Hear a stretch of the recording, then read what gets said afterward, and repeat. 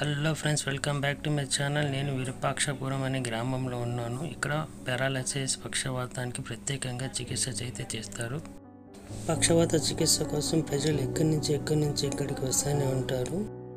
పక్షవాతం ఉన్న వాళ్ళకి న్యాచురల్ పద్ధతి ద్వారా ట్రీట్మెంట్ చేస్తారు. కాళ్ళు చేతులు పడిపోవడం, మాటలు రాకపోవడం, నరాలు పనిచేయకపోవడం ఇలాంటి లక్షణాలు ఉన్న వాళ్ళకి సి మోహన్ రావు అనే ఆయన నాటు వైద్యం అయితే చేస్తారు. చాలా మందికి బాగా అయిందని చెప్పడంతో మా అమ్మని కూడా అక్కడికి తీసుకెళ్ళాను.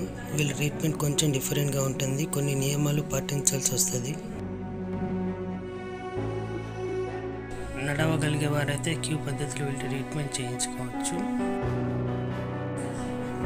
నడవలేని స్థితిలో ఉన్న వారికి పార్కింగ్ ఏరియాలో వెహికల్ పార్కింగ్లోకి వెళ్ళి అక్కడ వైద్యం చేయడం జరుగుతుంది.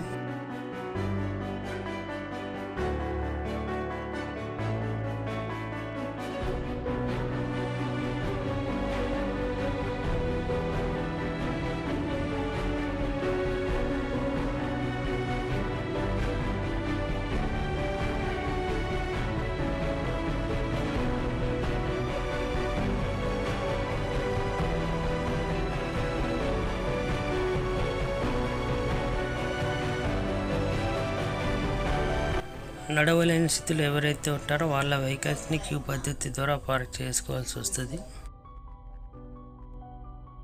ట్రీట్మెంట్ స్టార్ట్ అయిన తర్వాత 15 రోజులకు ఒకసారి 3 సార్లు రావాల్సి వస్తుంది. ఇది నా రెండోసారి ఇక్కడ రావడం. నాకైతే రిజల్ట్ అయితే బాగా వచ్చింది. మా అమ్మ అయితే ఇప్పుడు ఆరోగ్యంగా ఉన్నారు.